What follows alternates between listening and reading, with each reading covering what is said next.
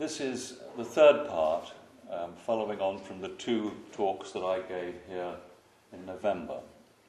And we're now going to look at the diffusion of farming, this agricultural revolution which has now been dated at 9,500 BC.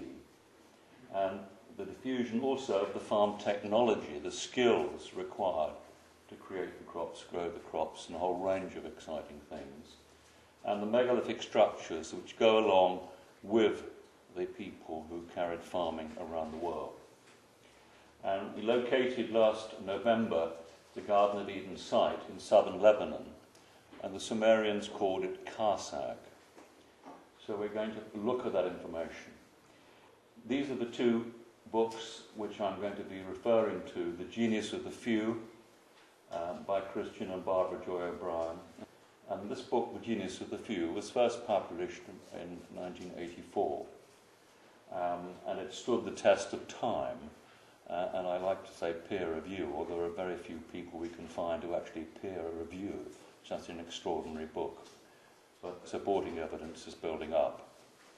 The masterwork, which was completed in 1999, was The Shining Ones, which was the masterwork of a whole 30 years of research when Tim, as we called him, Tim O'Brien, retired from the oil industry. The key part of this story is what the Sumerians had to say about their ancestors in the past. And this is an archaic tablet 8383. It's referred to by Samuel Noah Kramer, and it's about the air god Enel and the goddess Ninhursag. And here is Samuel Noah Kramer, who was the great leading Sumeriologist in 1964, saying that nevertheless, much that was unknown or misunderstood at the time of its publication is now gradually being clarified. And there is good reason to hope that in the not too distant future we'll see the better part of its content ready for translation. Now, these series of 11 tablets, found in the Nippur Library by the University of Pennsylvania on their trip to Nippur in 1896-97, laid in the basement of the museum in Pennsylvania, and they were looked at by Professor George Barton. And laying there for almost 30 years, Barton reached the conclusion that they were incantations and hymns.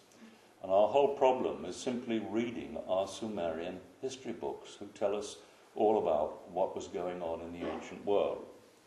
And so Tim O'Brien picked up this point and realized that he had to learn cuneiform and how to translate it.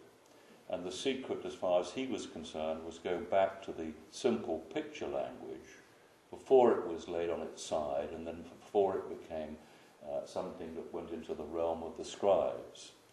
But the scribes, thank God, did do us a great favour, and there they are, a lovely image put together before the Second World War from all the research that was done and paid for by Rockefeller Foundation and other rich Americans in the 20s and 30s, the famous Flinders Petrie and Breasted and many others.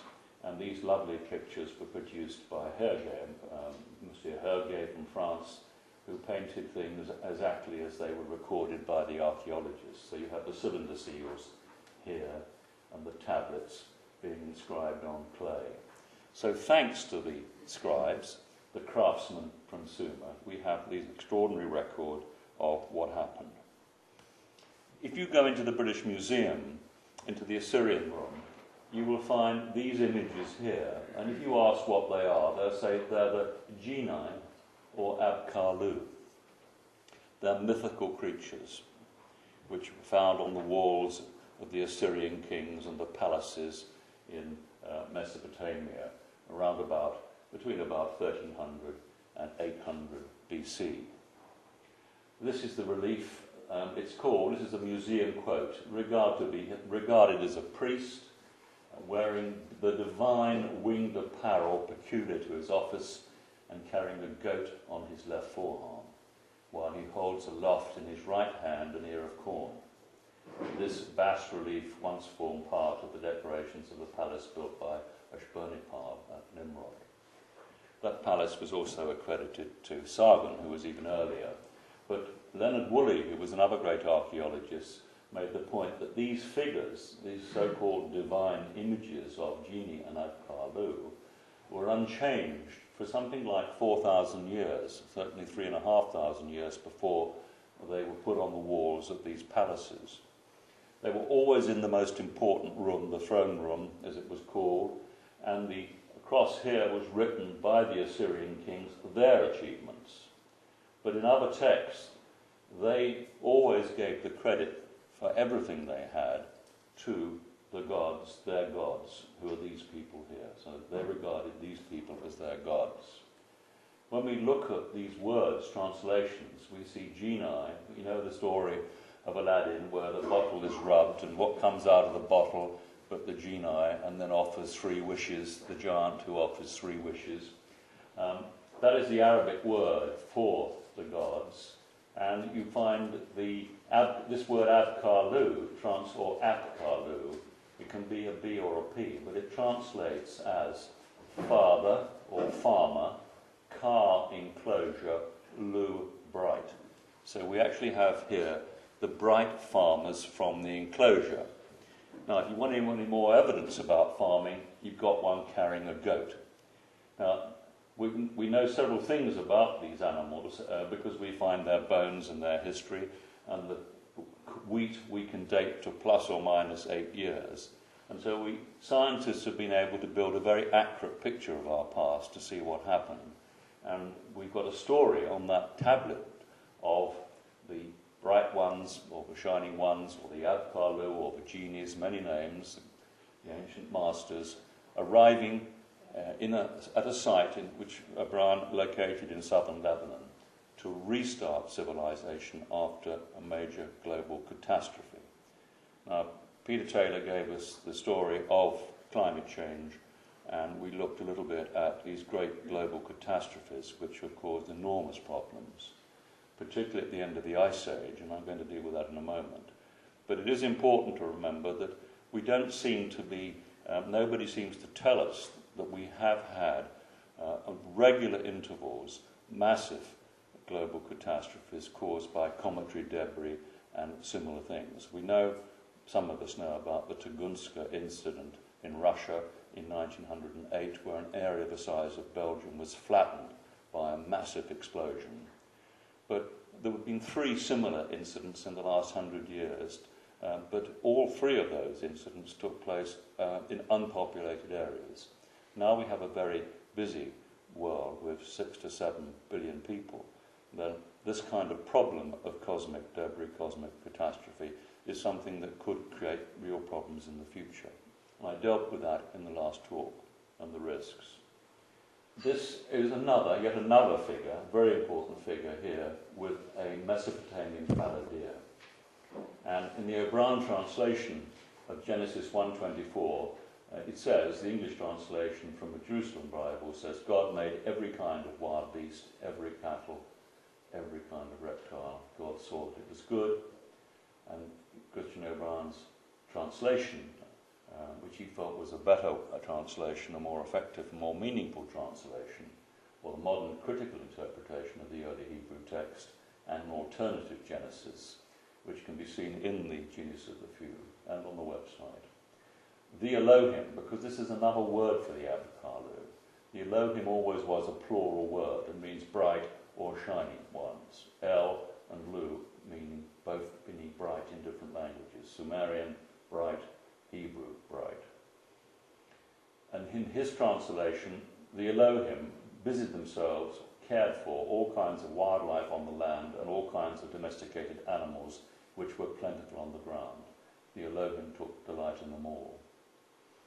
And this analysis of that is that the Elohim were not making animals as we see in Genesis, but they were simply caring for them and tending them as all good farmers do. So we're back to down-to-earth country folk, or down-to-earth story of country folk here. And that's what we have right at the core of our religion. One interesting point, these people were very tall. We can't escape that if we look into the detail, and we have this folk memory of very tall people. And these drawings are beautifully done, as you can see. But if that is a Mesopotamian palladia, this man has to be about 10 or 11 feet high. Now, a lot of people leave the room at that point, which is a shame, because modern science is telling us all sorts of interesting things. It's telling us that's how big mammoths were, frozen in the ice. Those are the size of animals that wandered the earth not so long ago, before this Ice Age catastrophe. And experiments are ongoing now, breeding animals in a much more dense atmosphere. In other words, the Earth lost a large part of its atmosphere at the end of the Ice Age. And if you recreate that atmosphere and you put plants and animals in it, you find they grow to almost twice the size and also live more than twice as long. This is today's science, which is an interesting clue that there were giants in those days, and perhaps one of the reasons for those giants. Although, as you also probably know, Homo sapiens sapiens comes in many different forms. Flores, a man from Sumatra, or just off Sumatra, from the Isle of Flores, was about this tall. The pygmies about this tall, and Cro-Magnon was said to be about 6 feet. So we have all these variations, but we have an explanation for the Nephilim, or the Watchers, who were said to be very tall. We talked last time about Anu, or An, as he was called, the Sumerian god An, and we also saw last time too that An was a single figure, a single god, and considered by everybody in the world at that very early time to be the god, single god. So monotheism was there right from the start, and this is made very clear in the Sumerian records, and Abraham and his family in the city of Ur would have known all about that and known that the gods bred gods, and therefore we have a whole proliferation of gods over time, which has led to all the confusions of names and people. And when they moved to other countries, they had different names, and this is, if you like, the confusion of the tongues, which is talked about. Before the confusion of tongues, the world was a pretty marvellous place, and I think I'm trying to try and demonstrate to you that under the divine laws of the Shining Ones, or these bright people, the city-state system operated incredibly efficiently in many parts of the world, and we see some of the survival of that efficiency and social organisation right up to the time of the Druids, before the Romans took it upon themselves to make it a criminal offence or a penalty of death for anybody to be a Druid and also a Christian. This is a key figure in the ancient texts, and she is Ninil, wife of Enil, Lady Ninkarsag, and she's called Mama in Akkadian, and Akkadian comes after Sumerian, and much of our problems here are people translating cuneiform in Babylonia and from the Akkadian texts when they should have been looking at the much earlier material, which was the archaic Sumerian material, to get the origin of the stories. And this is a problem for Zechariah Sitchin, and even Lawrence Gardner finds that they got into this muddle of listening to this or taking note of stories which were corruptions, serious corruptions of much earlier evidence. And the one thing that Christian O'Brien did was to take the story back to the earliest origins and found it was clear and unequivocal, and this is on which we can build a platform to fill all the jigsaw puzzle pieces in on our past. The key quote here is, "With this settlement will come prosperity. An enclosed reservoir, a water trap, should be established. The good land is full of water. Because of the water, food will be plentiful." Karsag, this name the Sumerians gave the Garden of Eden, translates as head. Sag means head. It would have had a little picture of a head. An enclosure would have had a picture of a field, so it translates as enclosure, head, and head enclosure, and represents the location of the Sumerian creation story, which suggests a restart of civilization 9,350 BC, following global catastrophe at the Karsag Garden of Eden site in southern Lebanon. This is what we're talking about a few survivors of an advanced civilization forced to start all over again. They were our ancestors, our ancestor gods. They're on our family tree. The key point about agriculture, and agriculture is one of these industries where it's very important, and we found out how important it was yesterday when we're looking at the problems that climate change can bring, particularly much colder weather, and what effect that would have on our 6 or 7 billion people on the planet today. For them, it was crucial. They had to find food or re-establish agriculture. And there has always been this debate over wild and domesticated seeds. But just to show you here, that is a domesticated seed, which is quite different from wild seeds. Wild seeds are inedible, very difficult to grow, very difficult to harvest, all manner of problems. And the idea that people spent several hundred years crossing these particular plants to produce that has now been rubbished by most of the serious geneticists and agricultural seed specialists. And the same applies for all plants and seeds, for all the crops that we recognise around the world, basic domesticated crops, and the same is true of our domesticated animals. The technology, once you had the seed, and what I'm going to suggest here is that the seeds, the agricultural crops, were genetically engineered to incredibly high standards, and it was a one-stage process. Now, the one-stage process is what our top agricultural scientists will say happening to these seeds. And the only explanation for that in common sense terms is that they were, the plant material was genetically modified to an extremely high standard to give us the crops that we have thrived and lived on for something like 11,000 years. There are all sorts of ways in which people have run into a muddle trying to look at the concept of plant breeding, etc. And I'm going to come to one or two of those points later. So the concept that I'm putting forward is that we have an advanced civilization. They were able to create those crops, and they did it so well that those crops are still as valuable today as they were then. This is the concept of farming, which a farmer will know. If you've got the plough in at the right depth, if you've got a straight line, and you can pop those seeds in at just the right time, then you can plant any seed for any crop and do a marvellous job. So that technology is as good as any technology we have today if you've got the right common sense people actually dealing with it. So our farming hasn't changed apart from mechanisation, and it wasn't so different to this even as short as 150 years ago, and I may get to that later. This is a very early cylinder seal, the earliest seals. We saw the scribes and small cylinder seals, which nobody knows how they managed to get the detail in such small hard stones. But this is a similar cedar plough here, as you can see, different type of mechanism, perhaps for harder soil. And then, of course, the soil had to be compacted by not a roller. I have a picture of a lady in Turkey and her son, taken 2 or 3 years ago, compacting the soil with a granite log behind an ox.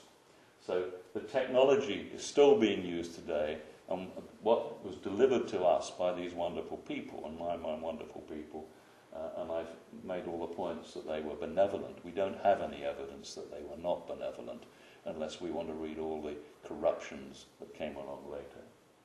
Now, right from those early days, we can see the traditions from Sumeria in our corn dollies. And this was a wonderful, look at that, that's a classic Winchcombe corn dolly and Winchcombe cock dolly, which would have been seen in Britain at harvest time or the end of harvest, a tradition paying their respects to the gods. Our ancestor farmers, if you like, paid their respects to the gods. They weren't so inclined to worry too much about what the church was saying, but the church incorporated all this into the basic ritual of the church, including harvest festival services and songs. And if you listen to all the songs that are sung in church, you'll see that it's always referring to our Father who art in heaven and all the stories that appear in the Bible, which all have very much a base of truth behind them. This was a name given to the people at the time, the gods, if you like, by the archaeologists in the 20s and 30s. It wasn't a Sitchin invention. This is what they were called, the Anunnaki. But Christian O'Brien prefers this terminology, this language in the translation, which simply means they were the people of Anne.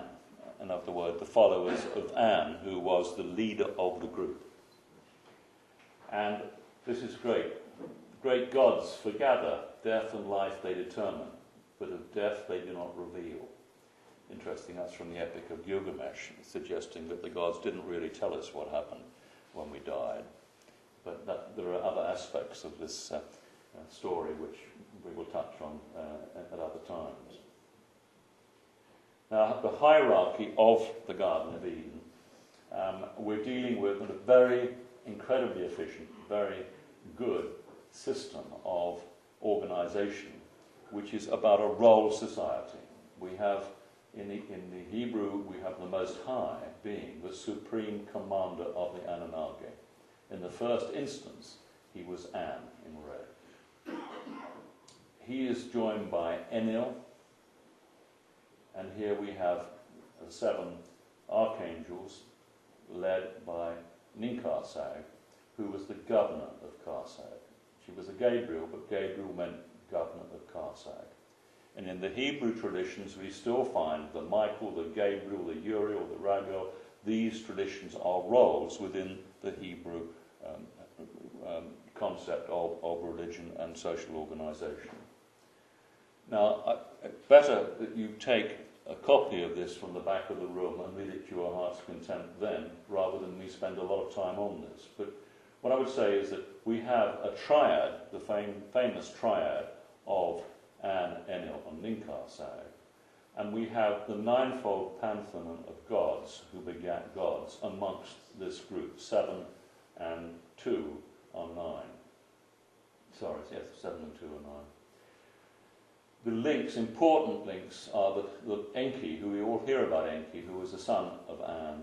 Enki is playing the role of the Uriel, lord of the land. We have Raguel, sun, wisdom and law, Utu, Ugmush, Shamash, Ogimus, Ogma, Og. On this line here, sun, wisdom,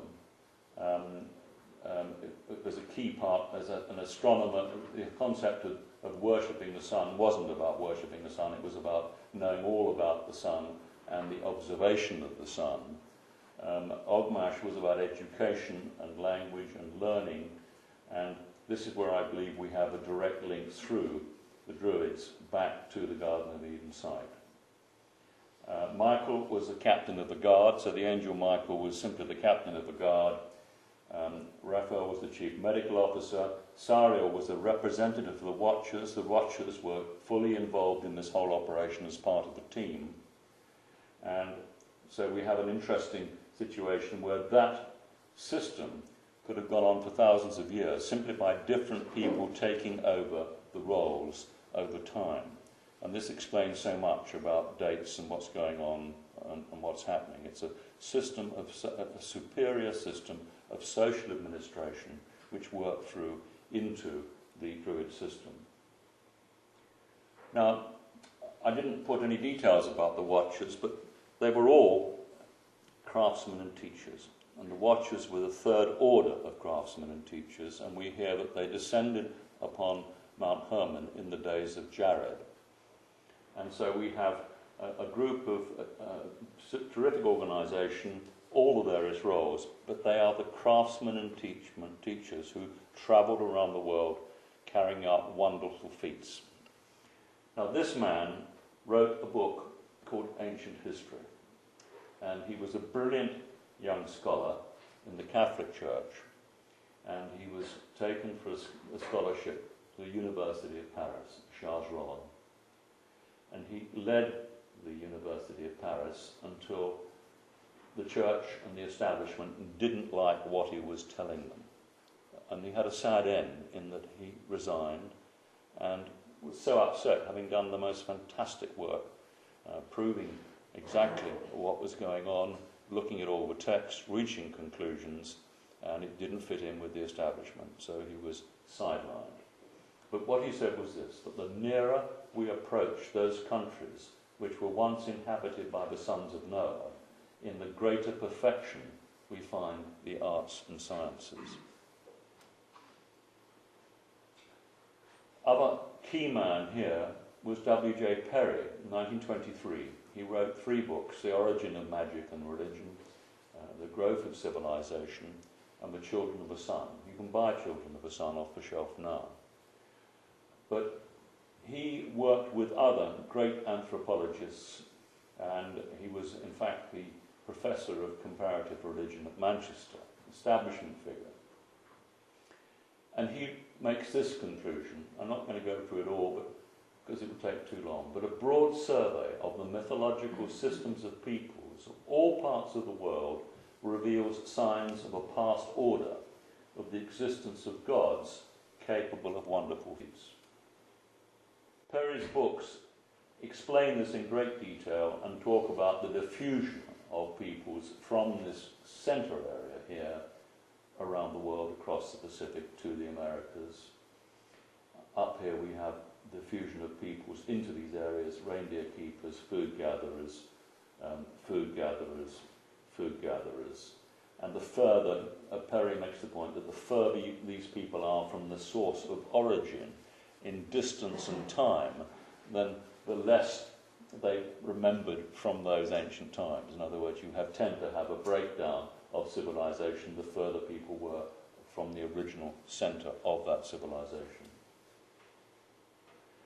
The kind of work that our anthropologists went into was in the good old British Empire, there was a tremendous amount of academic work being done all the time. It was one of the great legacies which people seem to have forgotten all about. Wonderful people going out, missionaries doing tremendously good works, and it was a Victorian way of looking at things which some people find acceptable today, but other people feel it was genuinely benevolent, or more benevolent than any other system that operated. But people were looking at the sites, the production of gold, pearls, and irrigation, polished stone implements, the remains of an archaic civilization. And these were tracked down, and this is just New Guinea, which is interesting to see how much there was in New Guinea. And then out into the Pacific, and seeing how there was influence from here to there and up to there. Another great scholar was called G. Elliot Smith, and he put this together to show that he felt that the diffusion of early culture and the archaic world was quite clear, diffusion from a centre around the world. Now, our conventional archaeologists didn't want to listen to this, and you all probably have been taught at school that farming started at 5 or 7 different centres, totally independently. Now, that is what we're questioning here. We're questioning why on earth were we taught that story when it is clearly nonsense. And Colin Renfrew, Lord Renfrew, is our senior archaeologist, and I went to a lecture at the Royal Geographical Society, and he made it quite clear that people, us, our species, migrated around the world. So if we migrated around the world, why weren't we taking technology with us? Do you see the logic of what I'm saying? The concept of totally independent development of agriculture at various centres around the world is a nonsense piece of archaeology, and the sooner that's put to one side, the better. W.J. Perry's 2 maps of the distribution of megalithic structures, and you'll see that megalithic structures are very concentrated here, but they also go around the Mediterranean up into the Black Sea. And on the larger scale map, you find, well, they're almost going everywhere. And we know they go across the Pacific. There isn't a country in the world that hasn't got a megalithic structure of some kind. One of the little interesting points when I'm looking at this one is Madagascar. Madagascar is unique because it has the ring-tailed lemur living there. And we find that clearly people went from here, from Sumer, in early days for the gold and other metals, saw the ring-tailed lemur, and then later on we find people going down the Silk Road actually tattooed with the ring-tailed lemur on their bodies. The origins of Chinese civilization are interesting because it's associated with the dragon. Dragon is a Greek word to snake. It's associated with the serpent culture. And what I didn't perhaps make clear at the Garden of Eden site, that there were 2-eyed serpents with the archangels and the 1-eyed serpents were the ordinary angels. And this is the old serpent knowledge, and the Druids, when they stood up, said, "We are the serpents, we are the Druids." And it was the word serpent, and it means simply wise men. We are the wise men. We are the people who will look at the secular pursuit of knowledge before everything else and the free will of man. And that particular culture didn't go down well with the Romans, didn't go down with the church. So we have the story of St. Patrick going to Ireland to banish the serpents, and we have St. George killing the dragon, if you remember, which is a Catholic story. It didn't bear any resemblance to who St. George was. St. George was in fact the Arian bishop of Alexandria, who happened to be murdered in the course of religious persecution, and British people were Arian Christians, and Constantine was blessed by an Arian bishop on his deathbed. And what came into Britain at 600 wasn't Christianity, it was Catholicism. It's very important people get that message. And the original Arian Christianity, which did not accept a virgin birth and the ascension, etc., rising from the dead, the Arian church was very close to the original beliefs of the Druid peoples, Indo-European Druid peoples, and all those people who lived around the Mediterranean. So even the people who were the Huns and the Visigoths, who we all think were terrible, were actually very civilized Aryan peoples. And our history books have given all the good guys a very bad press. This is Fuxi, and we find the story of Fuxi, who O'Brien deals with in The Shining Ones. And Fuxi is believed to have lived between 8,000 and 7,000 years ago. We have a big problem with dating all these issues because of the fact that carbon-14, which has been a primary base, all those dates have had to be readjusted. And we've also found that the kind of cometary debris we've had coming into our atmosphere and going bang has greatly affected the carbon content, carbon-14 content of things. And so it's an ongoing process to shuffle all the dates so that they make sense rather than nonsense. These are the earliest houses found in China.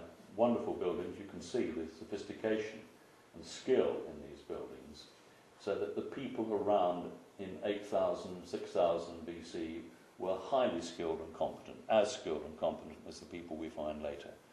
There is no monopoly for progress now, when we find that progress was already there right from the start on so many skills. Same again.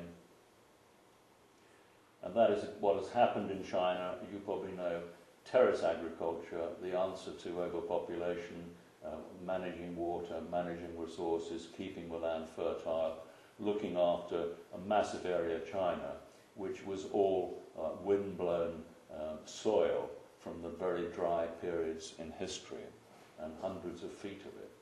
But it had to be managed, labour-intensive, but this is what was going on in China from those earliest times of Chinese agriculture.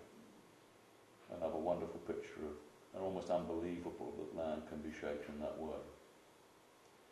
This is a very interesting quote, which I got from Edward Goldsmith's book called The Way. And this is somebody called Robert Fernier on the traditional irrigation system of the El Shabana tribe in Mesopotamia. He believes that all the ancient tribal societies who once practiced irrigated agriculture in Mesopotamia achieved a congruence of fit between their methods of cultivation, their land tenure systems, and the nature of land, water and climate, which modern society cannot begin to emulate. That is northern Syria, not far from the Tigris and Euphrates, and what we have from our past are what are called occupation mounds or tells. Massive structures which are many thousands of years laid on top of each other to produce what is called an occupation mound. And there are thousands and thousands of these all over the Fertile Crescent and extending north past the Black Sea, and it's a measure of how much sophistication there was in agriculture, how long the city-state system lasted, and how long that superior social organisation managed to survive. This is a little quote which is interesting from India, and this is about, we're talking about An and Anu. He comes in as Manco, Kopek, all sorts of names, but I believe this is a reference to Anu's cache of seeds. We've got the story of Noah's ark and the seeds being put in the ark, but that becomes, of course, in our religious history, oh, well, he must have built a ship. But, of course, if you're an advanced technology, then you put all your seeds and all your genetic material and skills into a chest of some kind, exactly as we're doing apparently in Norway at the moment. Could anything happen to this planet, then all the seeds of life will be available for the next generation if we all disappear. But we've got a similar story of Manu's cache of seeds from Iran, an ancient tale of Riana Vejo. And Azura Mazda warns of Yima, the first king of men, of the approach of Adar winter. And the first king of men is Manu, Anu, which is to destroy every living creature by covering the land with a thick sheet of ice, and advises Yima to build a vara, or an enclosure, to preserve the seeds of every kind of animal and plant. The meeting is said to have taken place in the Avanjavara, the paradise of the Iranians. That is just an example of where this basic story has been changed or altered for the Iranian civilization. And we have looked at before in part one how the Indians, both South and North America, have been warned by their creator God that there was a great catastrophe coming and that they had to go dig holes and cover them with logs and hide, and how only a small number of people survived to start the world all over again. Now, they had vision. Clearly had vision, and this is very important in this world, and I put this Lauren Hardy cartoon in, and I hope everybody gets it, but he's sitting very comfortably reading his paper, and nothing in the world is going to happen to him here at all until his chum cuts through the plank. And this question of vision is really behind so much of how people proceed in life. This is a man, a visionary, called Steve Gagne. And so this is his conclusion to his Origins of Agriculture. And he is a food specialist, has written a marvellous book called The Energetics of Food, which I recommend. Totally common sense, sensible man with great vision. In each of the major areas of the world where plants and animals were domesticated, we find legends, both written and oral, describing the origin of agriculture as a gift of the gods. Culture bearers who taught indigenous peoples agriculture and the sciences of civilization. Could this possibly be coincidence or the accident of imagination? Our ancestors left us more than bones, seeds, stone, tools, priestly cults and ritualistic incantations to exotic gods. They left us examples of extraordinary feats of engineering, architecture and sustainable methods of agriculture. They left us legends, myths and sagas. Isn't it about time we hear them out? Global catastrophe, climate change, and hostility, this is what was being faced. And this gives you some idea of how unstable living on our planet was up to the time of what we call the agricultural revolution. Massive swings here. And this particular rate of temperature change over 100 years shows very well that this was incredibly inhospitable. And then we settled down, and that's where we seem to have started or revived civilization. This is a chart, too, showing the same picture, this terrific swings, a younger Dryas cold period, then warming up, and things starting here. And temperatures, in fact, have been declining from these optimums in what we call the primary trend. And the short-term trend is here, which we've all been getting worked up about. And I went to a climate change meeting 6 years ago, and Margaret Beckett and a lot of the ministers were there. And when I made the point that they were simply extrapolating short-term trends, and I think I was right. The Holocene climate, you can see how we swing into good times and bad times, and during the bad times people have to move and migrate. And that's just climate, it's not all the cometary disasters and debris and tsunamis and all the other problems we're faced with. Very important chart. And this is just in the short term. I thought this was interesting by the Russian scientists, just simply saying the sensible people, the people with vision, saying, this is what's going to happen, we're now going into a cold period. And Peter very well explained just how crazy it is for our massive population and our planet and our politics and our money if our leaders are getting it all wrong, which they are. And this is about the solar dynamo, and just explains what happens, as Peter did, the spiral of sunspots, what sunspots are, and how by following sunspots we can have a far more accurate assessment of what our weather is going to do. Our earthbound scientists give us probably the best example of what I call scientific dogma, which is same as political dogma and religious dogma, holding the human race back in no uncertain terms. Consequences of climate change in practical terms. This is just an interesting story of Lake Chad, a massive lake in Africa, freshwater lake in Africa, and that's how it was in 1968, photographed from Apollo 7. That's how it is now, virtually dried up. And this is just between 1968 and where we are now. Lake Chad reached its peak, much, much larger than that, around 4000 BC, when the Sahara was rich with wildlife and people and all sorts of things going on. And then from that particular date, we have the desiccation of the Sahara Desert, the Arabian Desert, and the Thar Desert in India, around the Indus Valley, which we're going to look at later. The other important thing about the climate change as such is what was going on at the end of the Ice Age. We had this very large area of ice here.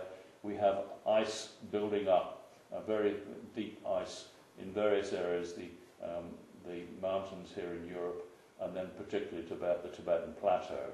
And what was going to be the major impact here of this long-term ice melt water discharges, and when you have this ice melting, which is in over several thousand years, then you have ice melt water discharging into the river valley, which means that that encouraged survivors to live well above sea level at many locations.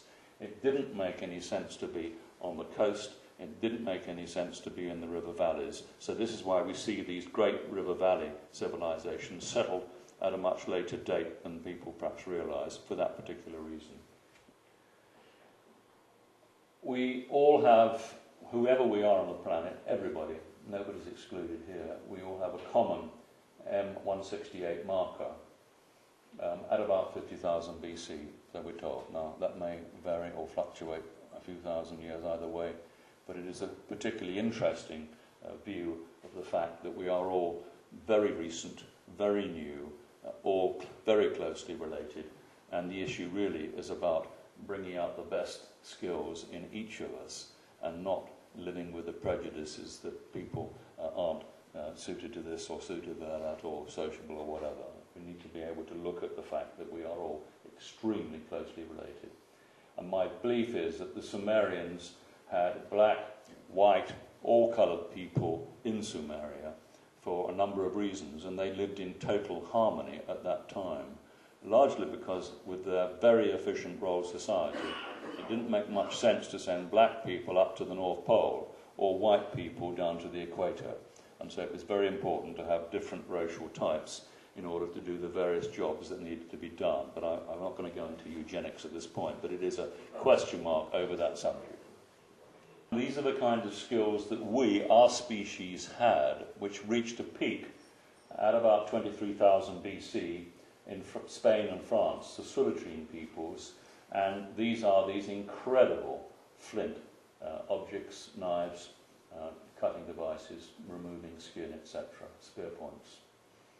And it's terribly important, I think, to realise that this skill would have had to taken a long while to develop. And we find these skills in very interesting places, like in very early Egypt, we see the remains of this technology. And we also find this technology in America with the Clovis people, and we can see the deterioration between the Clovis peoples and the Folsom peoples. And between the Clovis peoples and the Folsom peoples, we have this big catastrophe which wiped nearly everybody out, which explains it. So there are many things that we have lost one of the things the Silurian people were doing, not only those wonderful flints, but they were also producing terrific artwork. And I defy anybody to say that isn't totally brilliant.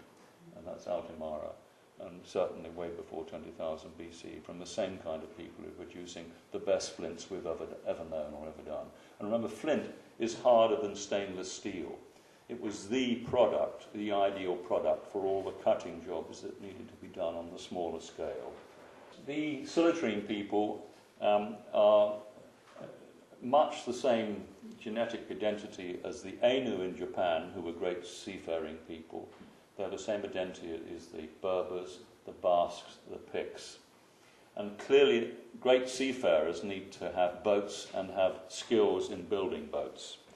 And we still find these skills. We find this particular Irish curragh crossed the Atlantic in 1976 with Tim Severin, who was following the story of St. Brendan. This man here, Bernard Thomas, is making a coracle. And we all know about the Welsh coracle, and we know that tradition must go back an awful long way, thousands of years. And they're so light, 26 pounds on somebody's back, very easy, and most people are familiar with the coracle. They won't be familiar with the fact that Bernard Thomas crossed the English Channel in 1957, taking 14 hours with his coracle. He made his arms ache, but it is a great achievement, an example of what can be done with homemade tools and equipment. This is even more staggering because all those Silurian people in France and Spain would have been familiar with the walrus, which reached those particular areas at the time that they built or we have their records of their flints. And the walrus was immensely important in the ancient world because the walrus provided two things. It provided an incredible skin, which was immensely strong and could be used for shields and other things. It could be peeled, so you could make sails out of a walrus skin, light sails. And it was one of the great technologies of its time, and still is, because these Eskimo umiaks now are superior to modern aluminium.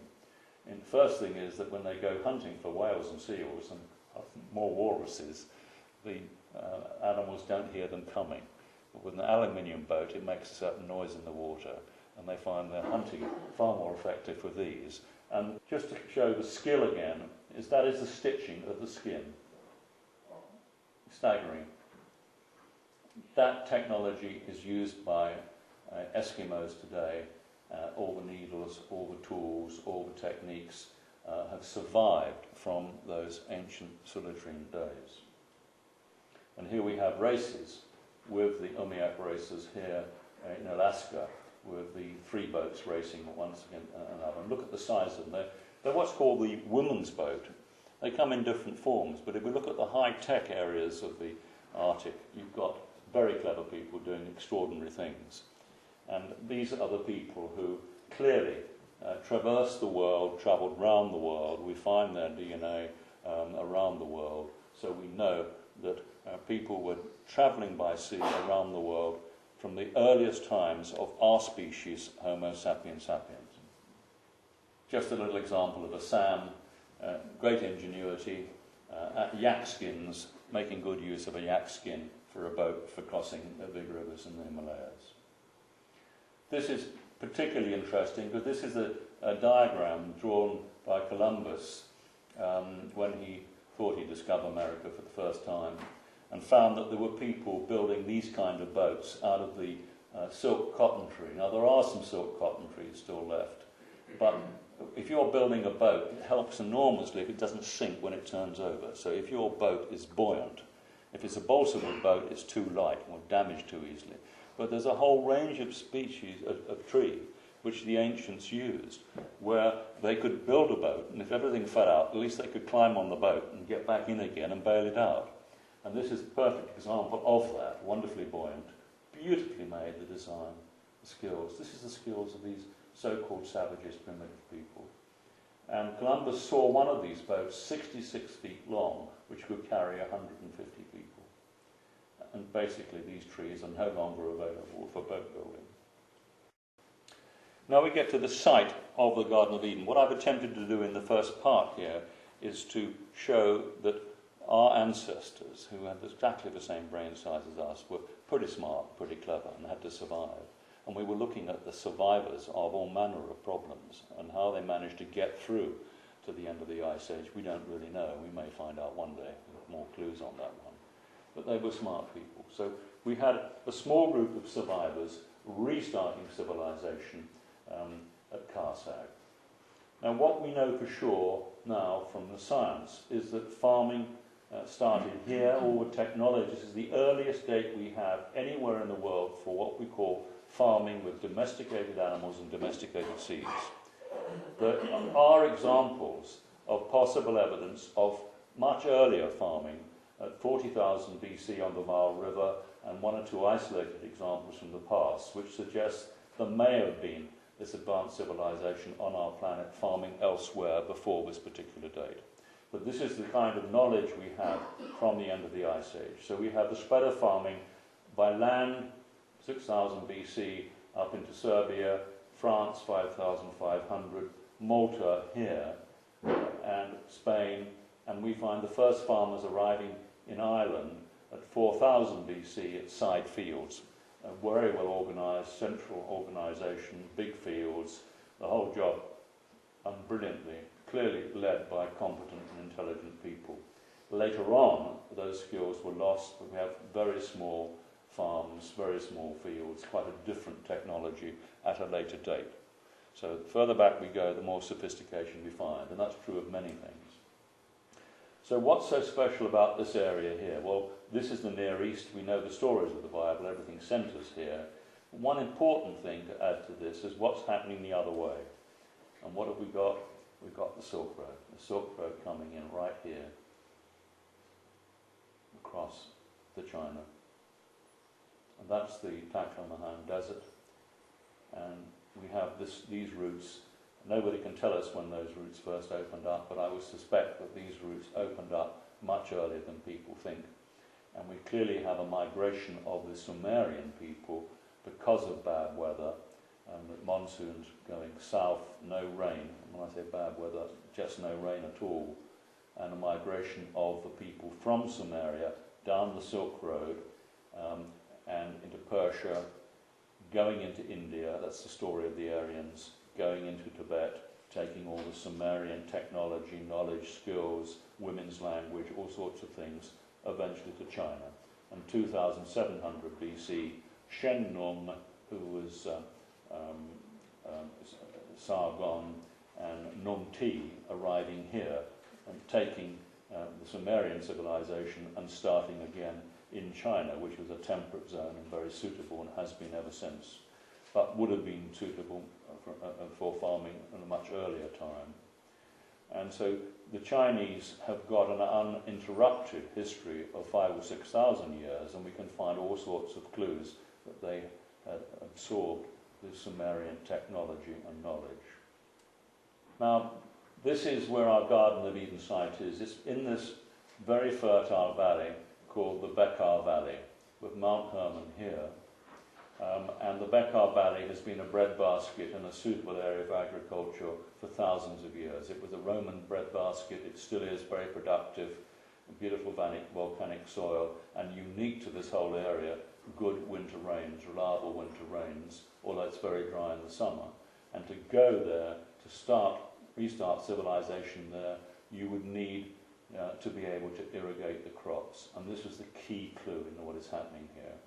Some people put the Garden of Eden site up here, Armenia, Lake Van, in the Kashmir, but it would have been totally impractical at those dates to farm or do anything up in these areas because of the ice melt, altitude, and other problems.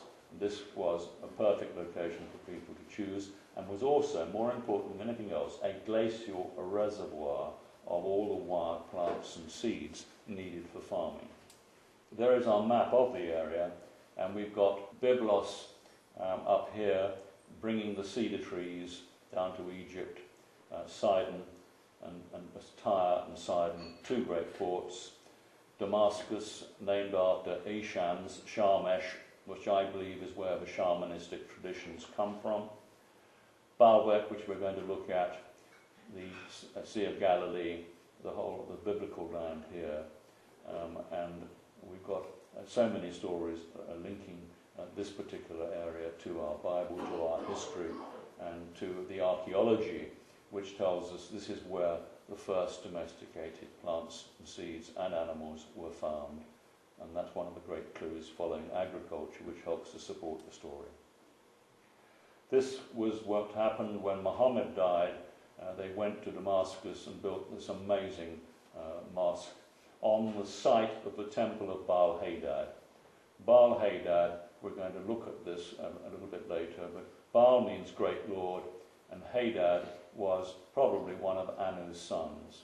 I personally think that the word dad comes from Hadad in the same way that mum or mama comes from Ninkasag. On the gates of this early part of this building are the symbols of the Abkalu, the shining ones, the 8-petaled symbol, which has been there in copper since the doors were put on soon after 1600, on the site of a very important building, the Temple of Baal Hadad, although it was later called by the Romans the temple to Jupiter Heliopolitanus, the sun god. Christian O'Brien's search looked at this area and the text, and he had all the records from Enoch and the books of Enoch, and I've dealt with this before, and Enoch goes down with 2 angels into the site and gives an extraordinarily detailed account of what is happening in the Garden of Eden. Mount Hermon is called a mountain of the chief and snowy mountain, and the Hermon cognate with Haran means, the word Hermon means sacred in the Arabic as I understand it. And there we have the site itself, which is an old lake bed, which is seasonally flooded. The dark and light are different satellite images taken at different time of the year, which at least show us the winter snow on Mount Hermon, the spring melt of snow, and the dry summers. But they chose this location. Apparently it's a very beautiful area, and this is Christian O'Brien's map of the area, and there was a reservoir here described in the text. All these details are described in great detail from the Karsag epics, including the reservoir and the watercourse, and the fields and the sheds and the buildings, and Enel's great house here. This is what we're going to look at, because in order to make this fertile and to do the job they wanted to do, they had to master the water. First the reservoir for irrigation in the summer, but to be able to make sure that all the storm water flowing off the flanks of Mount Hermon went away from the garden, didn't flood the garden again. And this was the watercourse here, into the Wadi Nerab, to get all the water away. And there's loads of pieces of mentioning in the text that they were concerned about the strength of the watercourse. Was it strong enough? Would there be too much rain? And eventually, about 3,000 years after it was built, it was destroyed by what they called a 1,000-year storm, which seems to fit in with a massive change in weather conditions round about 6,500 BC, which are recorded from elsewhere. But this is the river that went out of Eden and didn't divide into 4 rivers, divided into 4 irrigation channels. Simple as that. That's where the confusion comes in. And nobody ever had a garden with 4 rivers running through it. They certainly had a garden with 4 irrigation channels. That tradition lives on in the Taj Mahal, and the way it's laid out, there's 4 irrigation channels. So there we have, thanks to Google, the image of that watercourse on today's satellite images. And that's where I hope that this summer Desmond may be able to help us in looking at this and seeing what is there, whether it's rock cut ditch, whether it's stone blocks, whatever, and the other features. Here it is again from the area of the dam across the basin here, and then closer up we're getting very clear features you can see on the Google images. That parts of that canal are still there. I have a story now of all we great Anunnaki decided together on the rule. Anu and Adad would rule the highlands, Enel would rule the lowlands. So this is being written by Enel. And we have a situation where Anu and Hadad both have temples dedicated to them in more than one Sumerian town at a later date, in the same way that we have temples dedicated to Enel and Ninkasag, and we have temples, the key temples in Ur, where Abraham came from, were dedicated to the son of, so the daughter of Enki, and the son of Enil and Ninkarsag. And the high ground here is taken for various reasons as Baalbek. All archaeologists know that if you want to find where the remains are of something ancient, you need to find the water supply first, because without a water supply, it was pointless putting a building up. You had to have good access to water. And so we have this extraordinary spring which is still there and giving and issuing a terrific amount of water. I don't know how many gallons here, but we're going to see this as a feature of all these great sites of antiquity, the first sites where man settled. Here we have the Baalbek platform, and you can see a pond here, and up the road, that is the channel from the spring I've just shown. The water runs down a stone channel into this Baalbek complex, and here you have the remains of the most extraordinary structure, which we believe on this site we had the original home of the gods. The gods were said to live at the head of the two rivers.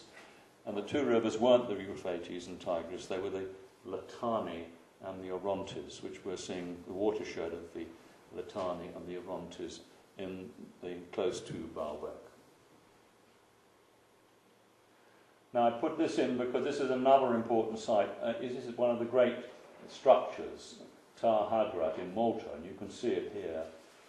But all these great settlements and structures were always placed, first of all, with a water supply, but more important, rich agricultural land, so that people could get the food. It's a key part of the operation. You don't have great archaeological buildings and structures without having good farmland, which help pay the bills more than anything else.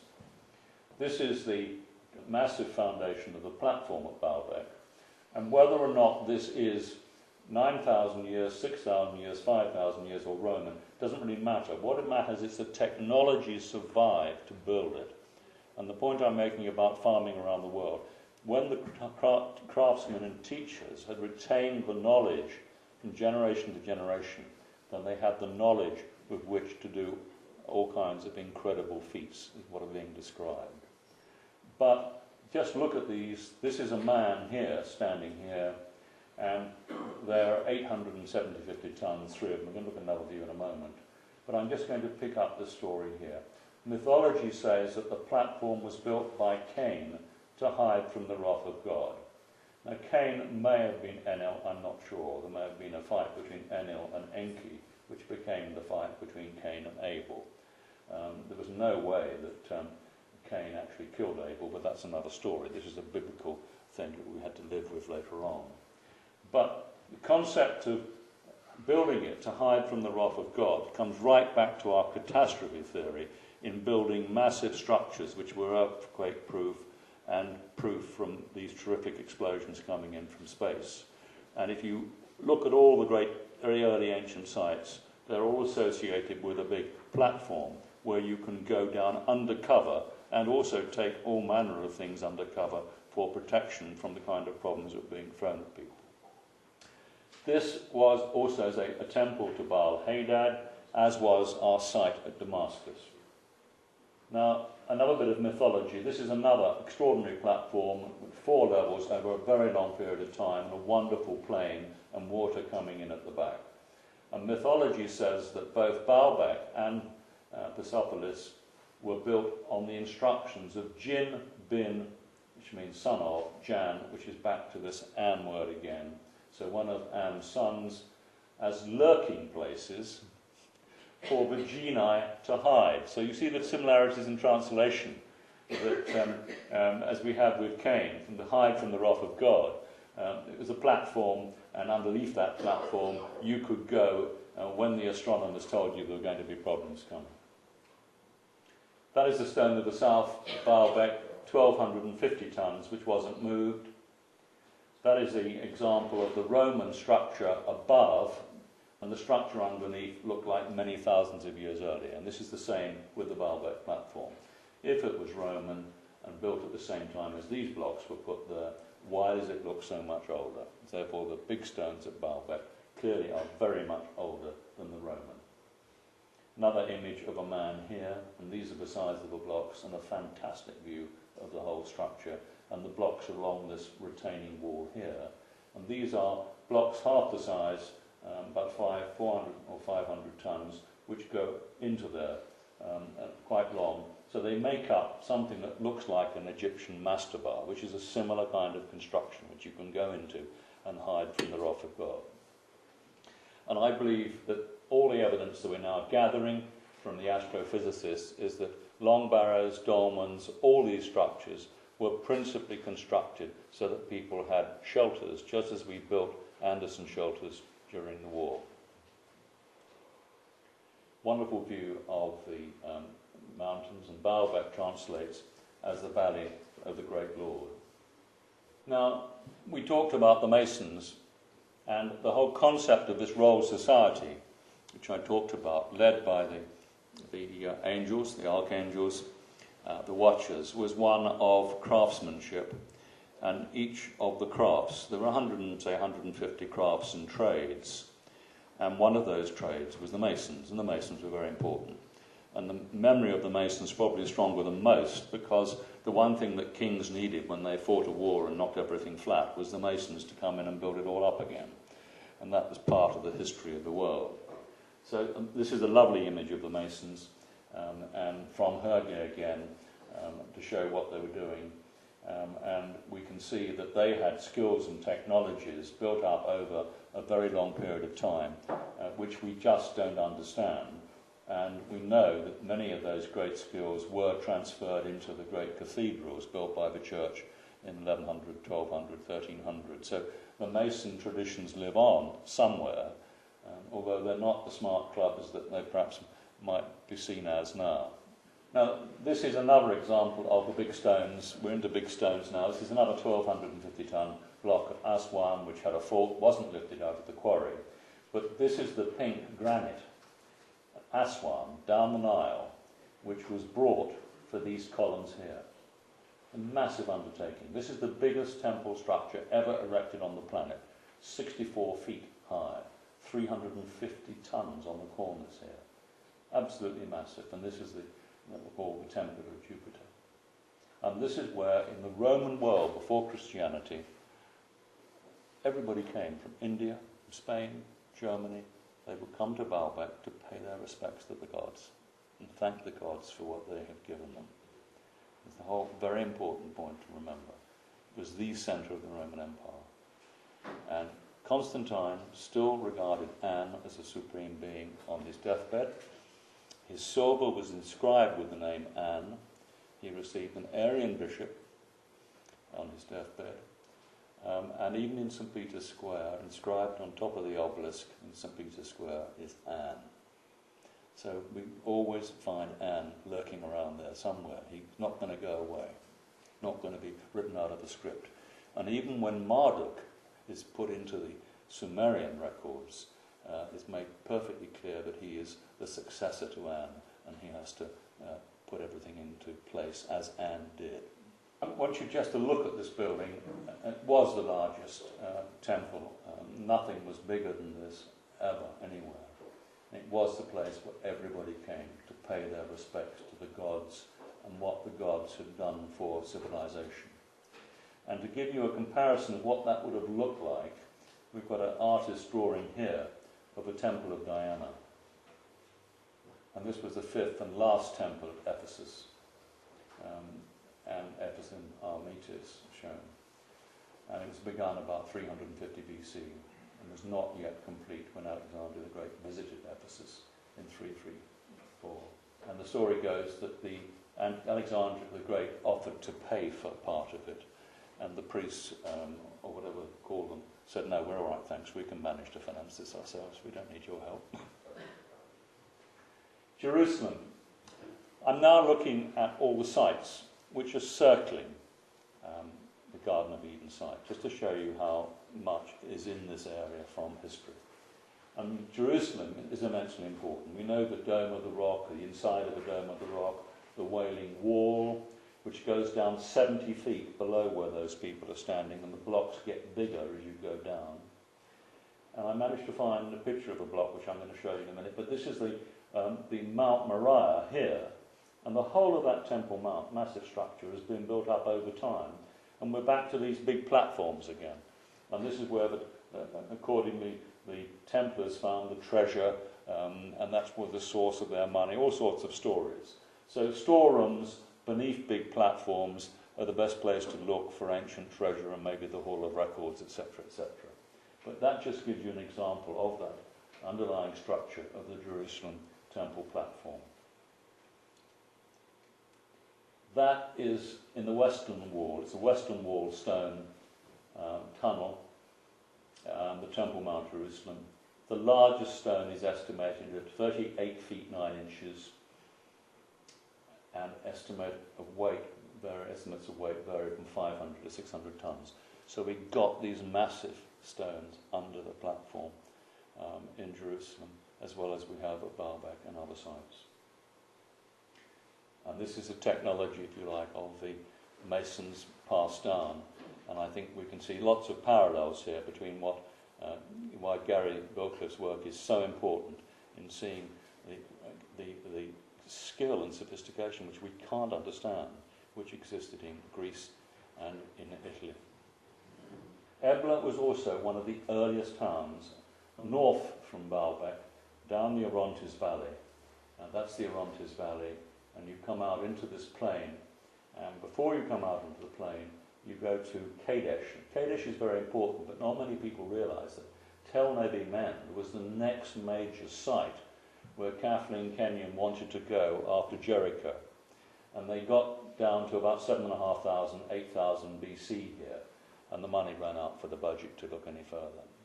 But that is a massive occupation mound, as you can see, and that would tell us a whole wealth of stories if we had the money or could afford to excavate it. I talked to David Pratt, who was with Kathleen Kenyon when she excavated Jericho, and that was a very famous excavation in the 50s, which dated Jericho as the earliest town in the area, which was in parallel to Karsag. But I'll come to that in a minute. I just wanted to show you Tel Nebi Mend, and then into the valley, and look at Ebla.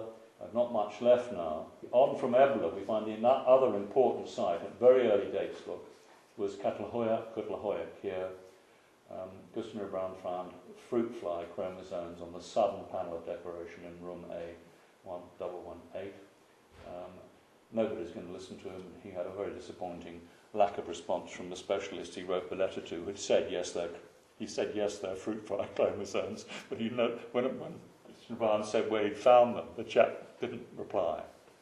But we have bright people doing scientific work, and the fruit fly was the thing that they did the work on. It's the thing we do work on today if we're teaching people biology, understanding fruit fly and how it works. And I find that same concept of teaching on the wall in Kutlahoya. And James Melhart makes the point that how do they polish a mirror of obsidian without scratching it? And how do they drill holes so small that no fine modern needle can penetrate? And when and where did they learn to smelt copper and lead? Ebla is here, and I put this map in because many of these second century or second millennium or around about 2230, which is third millennium, we find a lot of these cities being knocked flat. Kadesh or Tel Nebi Mend knocked flat. This Ebla was completely destroyed, and it was blamed on the Assyrians. But this is where we had this cometary debris coming in a big way, all the way from the Western Mediterranean, right the way through to China. And that was the end of the Bronze Age civilizations, and it was the end of my part one talk. Olympus, Greece, is a lovely picture. You can imagine what a beautiful place it is. And this was the home of the Greek gods. And this is one of the other sites where very rapidly after Karsag was established, we find the parties of watchers and angels going to these various places. So Olympus was one of the sites that they went to. And here we have all the stories of the Greek gods. And so if we replace Zeus by Jupiter and reassess the names, you can see this group of people and their craftsmen and teachers spreading out around the Mediterranean and elsewhere. Jericho is particularly important. This is the River Jordan, which we all hear about, in the bottom of the Rift Valley, 13 or 1400 feet below sea level. And this is the occupation mound at Jericho, the water supply here. And this is, you can see the size of it, the occupation mound. But what I want to show you next is the brick-walled city of Jericho as it appeared when Joshua first saw it. Part of the massive ancient rock-cut ditch can be seen on the right, encompassing the much larger early town. You see this rock-cut ditch here? This was a much later addition, and this was much smaller than the ancient city. But we get the rock-cut ditch left. And the reason I talk about the rock-cut ditch, because this would have been constructed, according to our records, about the same time as the watercourse at Karsag was constructed. This one was cut out of solid rock. Nobody knows how they could possibly have done it, but it was. Back to rock cutting again. Here you can see with it, this was a drawing of the ancient, a very lovely way. You have a superb town wall. We know that the tower had stonework which was good as anything that was done in the Middle Ages, and we know about the rock-cut ditch, but then we get grass huts inside, as though people who built something like that would have built the grass huts. Now that represents the spring, Tel Al Sultan Spring, which still flows as well now as it did then. And this was the domain of Enki. He was in charge of this area. And then we go to Egypt. We've got interesting things happening in Egypt. This is another of the 7 cities of the Shining Ones, the early sites, and that is On, which is in the Nile Delta and a suburb of Cairo, a smart suburb of Cairo, I believe, where the president lives. This is an image to show the Nile and how within the western desert here you can see much earlier river courses and the remains of all the lush vegetation that would have existed here before 4000 BC. And this is exactly what's happening at Fayum and Siwa and along this area here. We're now finding some remarkable archaeological remains which go back and predate the earliest dynasties. So we're going back to 4, 5, 6000 BC. And this was called On originally. And the interesting thing about On is that the earliest town on the Nile was called On. It's now called Heliopolis, or was called Heliopolis, and then it became Cairo. But the Egyptian name for Cairo is this, which means Anu. We're back to An again. And there was a very good book written by a lady from Tunisia who made the point that An was always the supreme god of the people who lived in the Sahara. And I mentioned Philip Blair's book saying that all the African tribes regarded An as the supreme god in the first instance.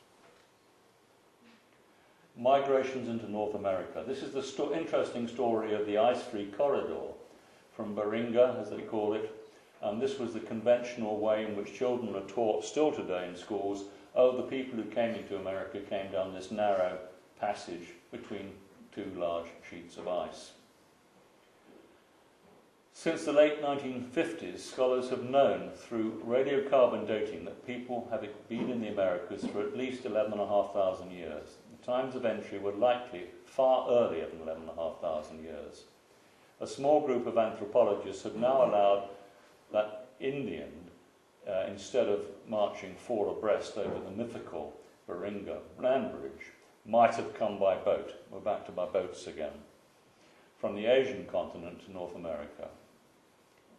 And this was published by the Burke Museum. So we've got all these Indian sites here all through. And the original suggestion was how they couldn't possibly have come by sea. That's just impossible. Columbus discovered America. They must have all come on this land bridge. And so that theory is now being exploded. And this man helped explode it. This is Kennewick Man, who was found on the Columbia River in Washington and lived 7,200 BC. And I think he's probably a watcher, or an angel, you never know. And he's clearly not an American Indian. And of course there was terrific fuss because the Everybody said, oh, we can't possibly tell the Indians that they weren't the first here, or etc. Or there's somebody like this living there. And so we have this extraordinary clue of this particular person being in this particular area. And how did he get there? And we also now know, too, that we have the haplotype X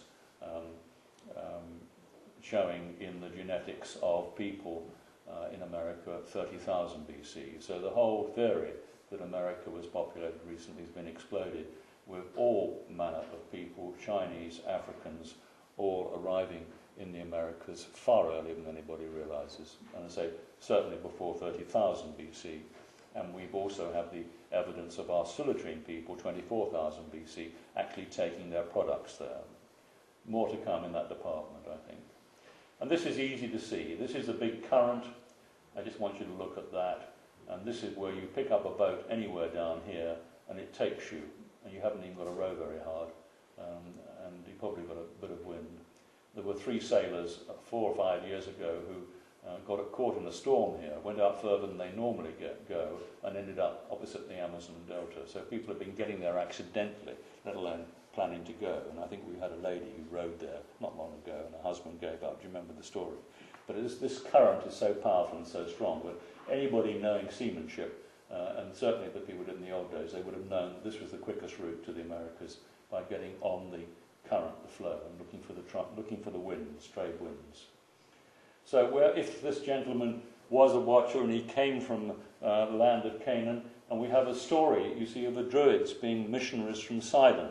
Well, Sidon's the next port down from Tyre, and this is the famous Tyre. Well, Alexander the Great built the causeway so he could capture it and destroy everything, unfortunately. But that would have been the port where ships were sailing, and I call them Canaanites. I don't call them Phoenicians. Phoenician is a Greek word used for the people who lived in the land of Canaan. We should be talking about the Canaanites. And that is a picture of one of the very earliest ships of the Canaanites. And you can see these people from a very early date clearly were masters of the sea in every sense of the word. And we find that all around the Mediterranean with the early peoples. The Etruscans, the Bargazi, the people who live in Britain. Cedars of Lebanon. Now we're back to Lebanon, looking at the cedars. The whole story of Lebanon is the richness of the cedar trees. And then we follow the cedar tree trail. We find the Atlantica glauca blue cedar in the Atlas Mountains, and we find the deodar cedar in the top of the Indus Valley. They're all very closely related species. The suggestion is that the gods delivered those amongst everything else, and certainly knew how to have and handle woodland management with their sacred groves, etc. And they were suppliers of timber to so many people. And just a brief word for another trade, and remember there are 150, and I can only cover some of them here. These are the carpenters and woodwork, just some of the tools they use from Hergia again. And these are images from Assyria with great big timber beams going down the Euphrates. And they could grow stems of cedar tree and other trees. They would grow stems, 80-foot straight stems for beams for buildings, and where we find many of those buildings in Assyria, and old buildings with spans of 50, 60 feet with these large beams. Lincoln Cathedral, for example, has 70 feet beams, which were available when Lincoln Cathedral was built, but aren't available now because of a standard of woodmanship and craftsmanship with the carpenters and planting woods, looking after woods and managing woods.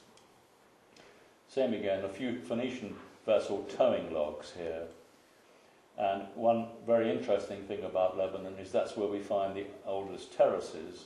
And you can see here terraces in Lebanon, and what do we find? Just the same kind of technology in Peru. And we're going to look and see how they got there.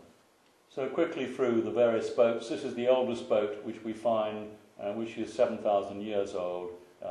This is in Sumeria itself, the evidence of a very old boat. There's a parallel archaeological discovery in China around the same date.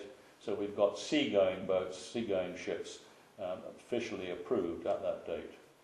A thriving economy, a society with such extensive material enterprises could not have developed without an efficient system of transportation.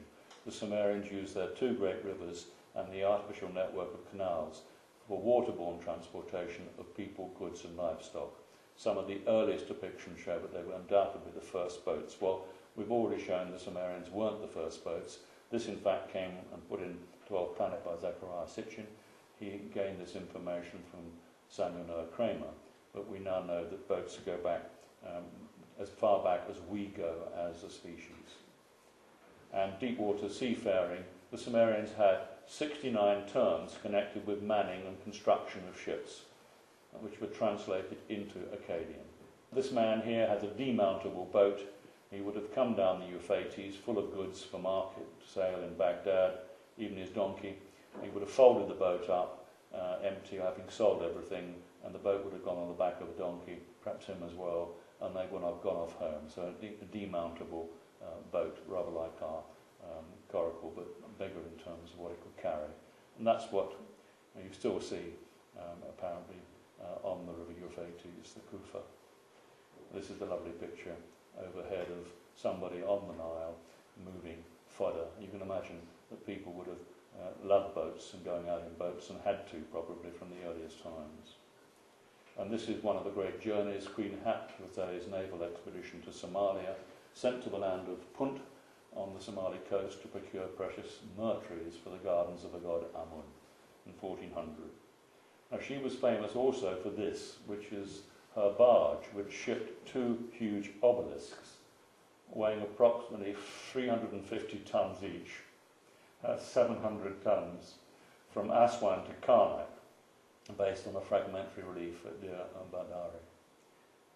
Actually, that's 1450, the wrong date I've got on there. And the technology we see is this stitching of the planks. You see, you're joining the timbers by what are called, probably hemp. It would have been a very sophisticated rope, not grass, as they say here, and that tightened everything together and made it seaworthy, which resolved a lot of problems that one has when one builds boats. And this is Cheops's barge, which is 2,500 BC. This is the Ferriby boat in Yorkshire, exactly the same technology as we see with those last two boats in Britain, 2000 BC. So the shipbuilding technology is exactly the same as the Egyptians. So our carpenters and shipbuilders had a common knowledge around the world. This is the point I'm trying to make. It was not separate development, it all came from one source. This is a section of a Dover boat from 1000 BC. You can see the size of it, it's massive. It would have carried probably up to 100 tons or even more.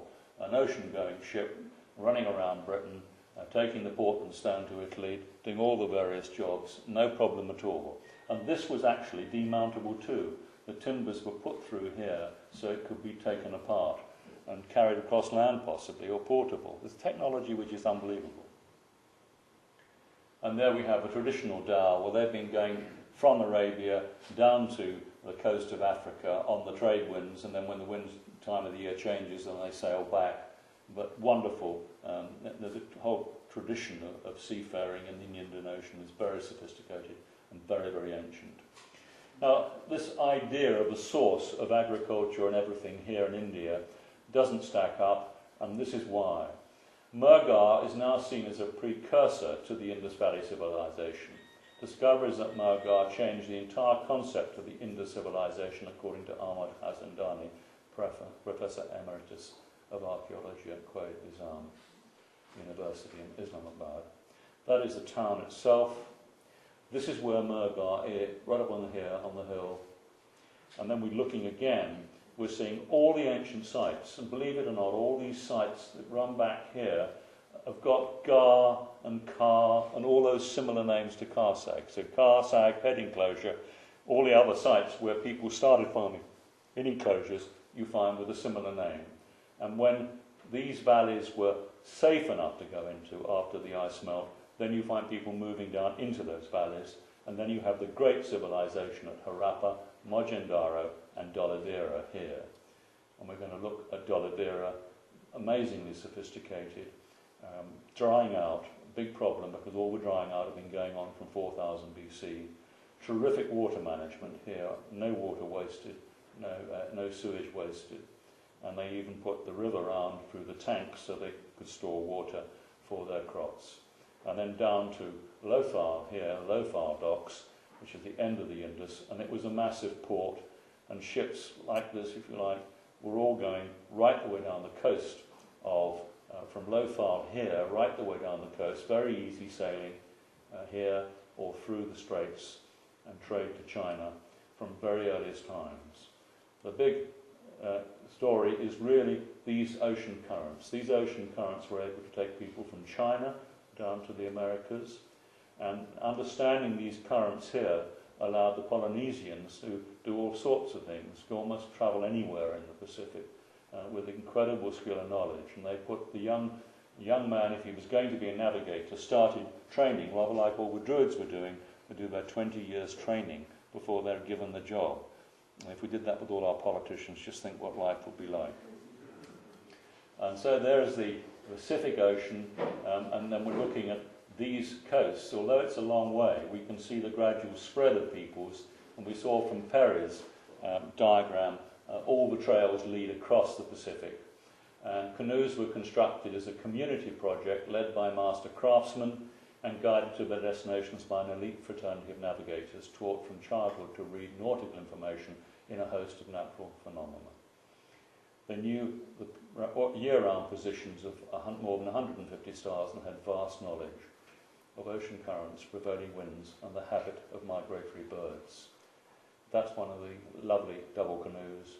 We're going to see them building it there, building a double canoe with similar stitching and all manner of tricks which you find common in the ancient world, going back to Egypt. Double canoe being launched, they would have used the right timber, tree, for the actual logs here, and they would have floated however waterlogged they got.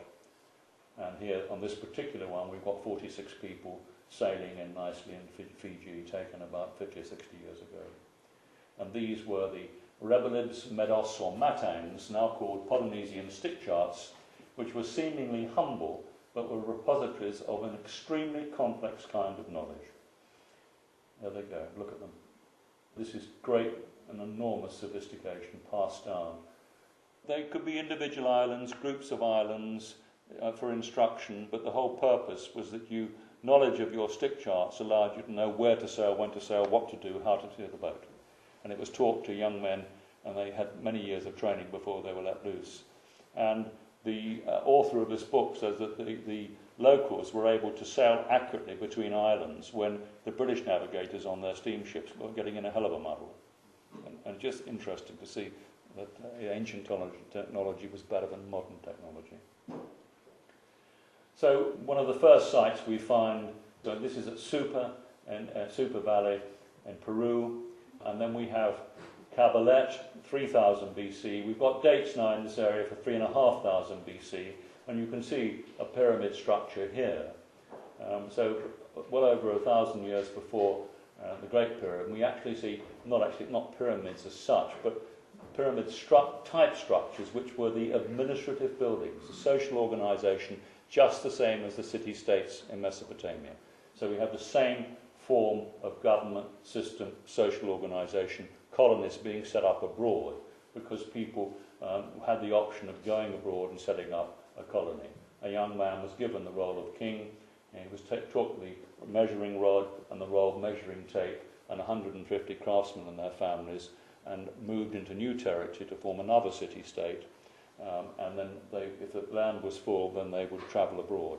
The reason for the travelling abroad at this time was because of the Samaria drying out and the big migrations of people from Samaria down the Silk Road and to the Americas at this time. That's Lake Titicaca, 52,000 square kilometres here, which is intensively farmed at a later stage. The real target in the early years, 8,000 BC, was the area of Ecuador, where there were very rich gold deposits and minerals. And then we find the whole civilization here evolving into what we call the Incas, but there were many groups before the Incas, and the traditions were continued. The Nazca image, this is a reproductive organ on the leg of the spider, which can only be seen through a microscope. Evidence of advanced people with advanced technology in this area when the Nazca lines were drawn. This is Tianaco, and this became a base for the Shining Ones or for their colleagues, successors of the tradition, had a base at Tianarco on Lake Titicaca. It was a very rich, fertile area. The population expanded. This is Tianarco itself. And these were a pattern of raised fields. You can see them from the air. Unbelievable. Massive area. Terrace systems. Every system of agriculture ever devised existed here. Koshas, sunken gardens. And the sunken gardens were a perfect example of brilliant water management, where you had some holes full of water, other holes not quite so much. They were all on a system so that the water was distributed, rather like the water was distributed in a terrace system. But it meant that those sunken gardens could be farmed very efficiently. The main crops, potatoes, quinoa, barley, wheat, and the canals are all interconnected, so this whole system of hydraulics worked efficiently. Amazingly sophisticated. And then we go to the highland, the Chilean Altiplano, where they have their grazing animals, and then not far away we've got people like this producing wonderful cloth. Every single textile technique was being used in South America, and they matched almost exactly the techniques that were being used in the Nile Valley at the earliest dates. So it's quite clear to see where they came from. And another extraordinary story, we've come from the one side of the Pacific, but we also can come in from the other side, which is from the Atlantic. And as you can see, if you got the wrong wind and you were unlucky, you'd find yourself sailing to Brazil whether you liked it or not. And we find all the way up the Amazon River these Indian black soil, terra preta sites, where they use charcoal and a whole range of advanced techniques to make the Amazon productive. And one of the experts has said recently that he believes that there was an area as large as the American agriculture area in South America, producing food organically, if you like, or efficiently, 1000 BC or before. And there's one of the farmers. We've got to show a farmer somewhere here. And this is the chief of this particular tribe, Ganhook, in his manioc garden on the edge of the forest, working with the forest. We have to go back and relearn all this technology. City of the Sun, this is amazing with the Pyramid of the Sun, Pyramid of the Moon, which you probably know a little bit about. Mexico City at the time of the arrival of Cortes, and then the floating gardens, 7, maybe 9 crops a year in these floating gardens. And Monty Don visited one of these places not long ago in one of his programs, but seemed to miss the point about the sophistication of those gardens and how they use volcanic ash from the volcanoes to mix in with the human excrement and waste, and produced almost perfect conditions, particularly for bacteria. It was the same in the Amazon. It was soil bacteria which was the key to maintaining the health and productivity of the soil. And here we go now, looking at two more slides to show you the sophistication of what was going on in America. These are the mounds, and we think we've got a lot of long barrows and mounds, but look what the Americans have got in terms of human occupation and mounds, going way back a long way. And the American system of agriculture was just also unbelievable. We have so much to learn from their methods of farming. For example, they would have a maize plant and they'd grow a bean plant at the base of the maize plant, so the bean had something to climb. And the bean was fixing nitrogen for the maize while it was growing at the same time. And I could spend a whole lecture talking about these farming techniques which were there when the first Europeans arrived, and how was it that the Americans had all the really sophisticated farming techniques when the Europeans had lost most of theirs. And this, to end with, is just another very exciting site which not many people have seen. But this was the largest North American village of its time, home to several thousand people at about 1000 BC. It's an infrared image, but you can see these what are step ridges, 50 feet to 150 feet wide and up to 25 feet high for 3/4 of a mile, to put thousands of people in a beautiful You know, it's almost like a Bath Crescent, isn't it? But the way in which the centralised organisation took place and the sophistication is something that we've lost. I've already dealt with the carpenters, the masons, and we've seen the mason skills. I just want to spend a little moment, just to finish, on the ancient stonework. These are at the bottom of the Acropolis. You get higher on the levels of stonework and you've got the rectangular blocks. So we need to find out what's going on with the polyagonal blocks.